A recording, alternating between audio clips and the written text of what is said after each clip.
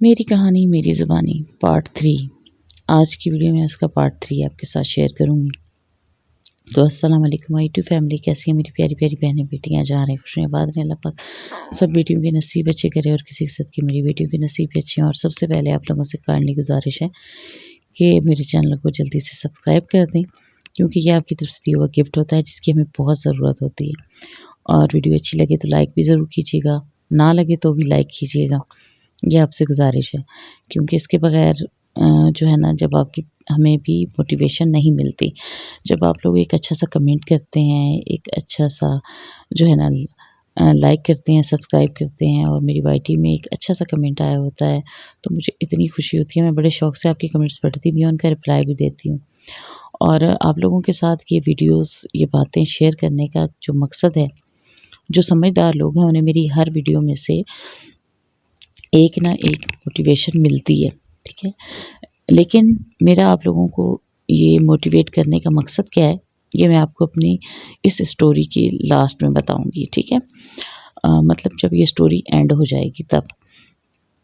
आते हैं जी अपने उसी टॉपिक को आगे बढ़ाते हैं कि मेरी फूफो की कितने सालों के बाद फिर औलाद हुई। देखिए, औलाद अल्लाह पाक ने जब किस्मत में लिखी होती है ना, तभी होती है। और दूसरी चीज़ ये कि औलाद ने जितनी औलाद किस्मत में लिखी है उतनी ही पैदा होनी है। आप चाहे जितनी मर्ज़ी है प्लानिंग करें, मनसूबाबंदी करें, आप चाहे जितना मर्ज़ी है कहें कि नहीं मुझे एक के बाद मेरी बस, दो के बाद बस, नहीं, ऐसा नहीं होता। अल्लाह पाक ने जो नसीब में लिखा होता है ना, होता वही है। इस तरह मेरी फूफो के साथ भी था। इतने साल उन्होंने अपने दूर रहना था अपने शौहर से, अपने घर और अपने भाई को पालना था। इसके बाद उन्होंने अपने जब घर भी वापस गईं तो उनके शौहर के साथ उनकी लड़ाई झगड़े काफ़ी चलते रहे।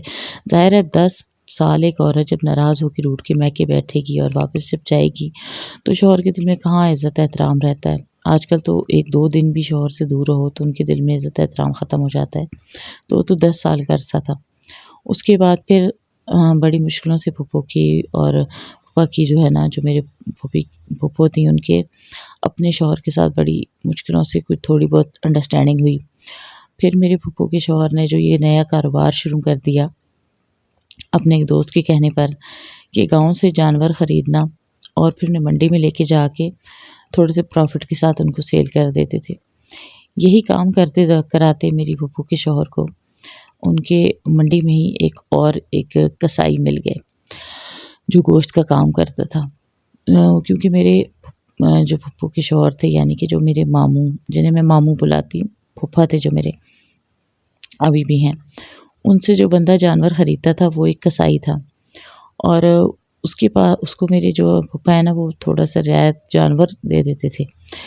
उसने फिर आगे से इस चीज़ को ना पहले के ज़माने के लोग एहसान नहीं रखते थे, किसी ने एक नेकी की बदले में उसके साथ 2 नेकियाँ करते थे।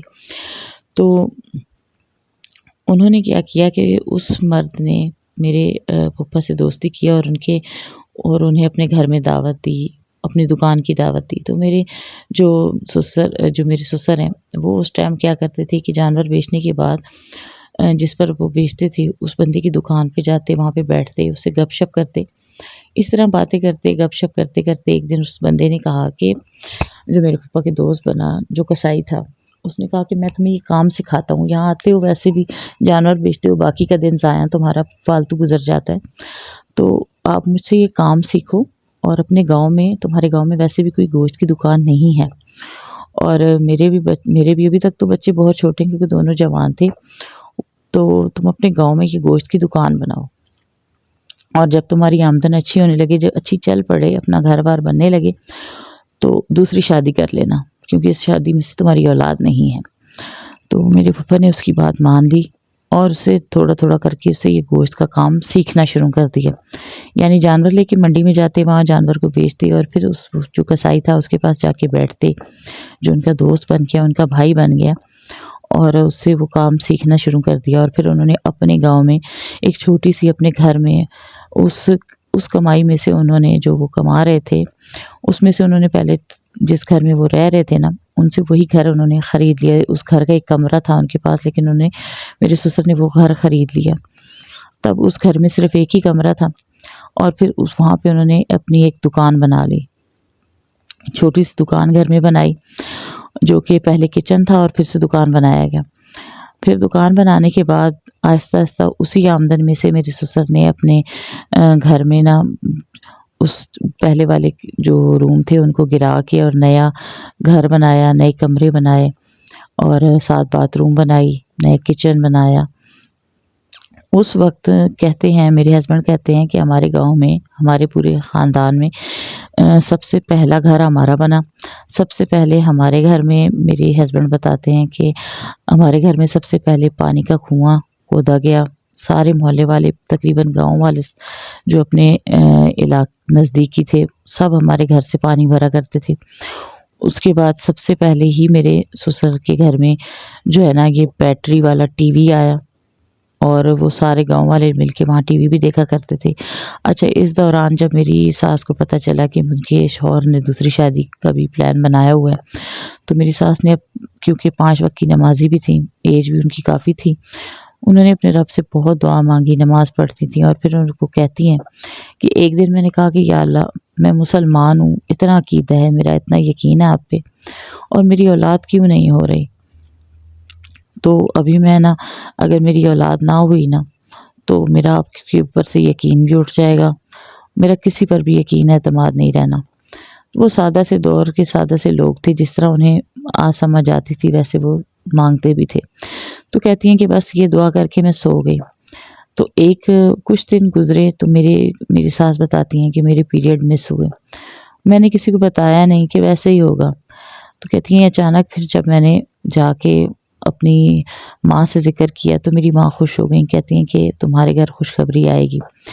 और फिर मुझे कहती हैं कि मेरी अपनी सास, एक दाई अम्मा थी, उनके पास लेके गईं और उस दाई ने जब चेकअप किया तो उसने मुबारकबाद दी, खुशखबरी की कि आप तो माँ बनने वाली हैं। तो कहती हैं कि सच्ची लगन से, सच्चे दिल से रब से मांगा जाए ना, तो कोई दुआ रद्द नहीं होती।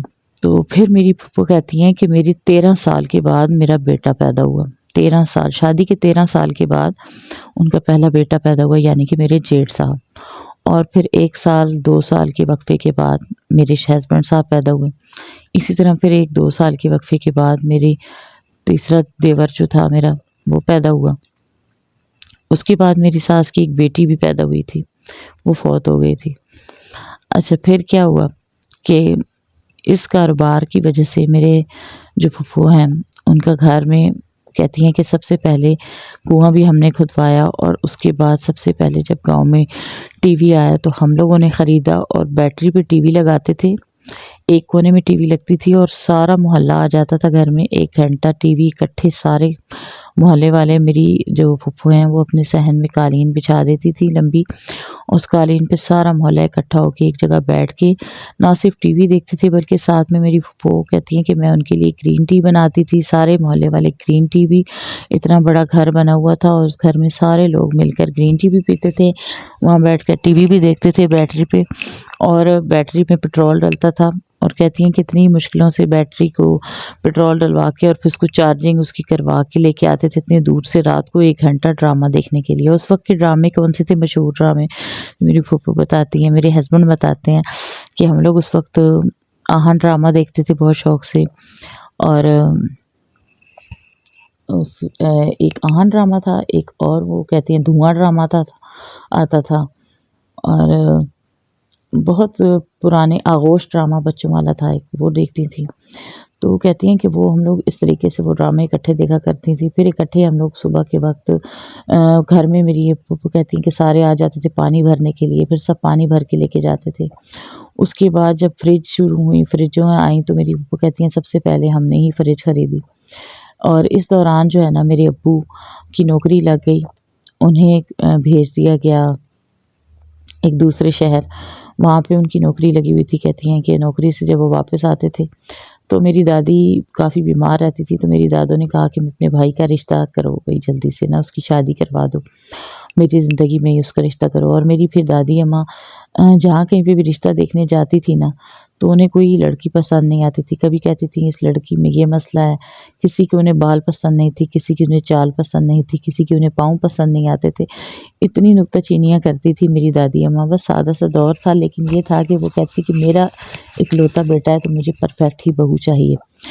फिर मेरी अम्मी का रिश्ता कैसे हुआ मेरे अब्बू से, कि अम्मी कहती हैं कि वही जो हमारे पीर थे, वो अचानक मैं ना मेरी अम्मी कहती हैं कि मेरी अम्मी दूसरे गाँव से है ना, अम्मी कहती हैं कि मैं अपने गाँव में किसी ने बताया कि वहाँ उनके गाँव में दूसरे गाँव में भई मेला लग रहा है, तो मैं मेला देखने के लिए यहाँ आई।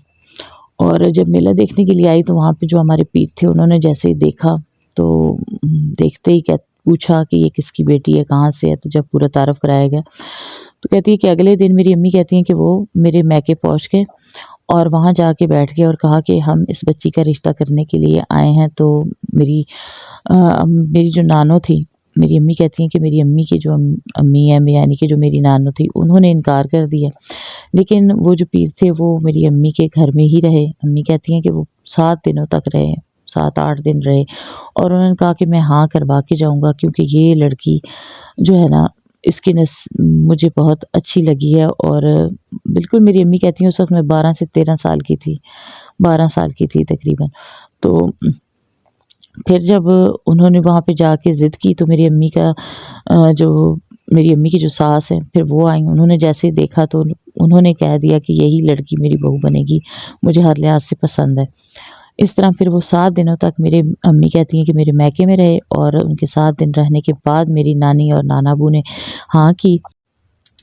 और जब रिश्ता हो गया तो शादी हो गई। तो शादी के बाद मेरी अम्मी कहती हैं कि तुम्हारे अब्बू को मैंने ना पहले देखा हुआ था और निकाह होने के बाद भी मुझे नहीं दिखाया गया। और जब रुखसती होके मैं घर आई हूँ तो अम्मी कहती हैं कि मैं बैठ के नीचे खाना खा रही थी, तो सब ख़वातीन के साथ बैठकर और मुझे ये बताया गया कि तुम्हारे हस्बैंड तुम्हारे पीछे खड़े हैं।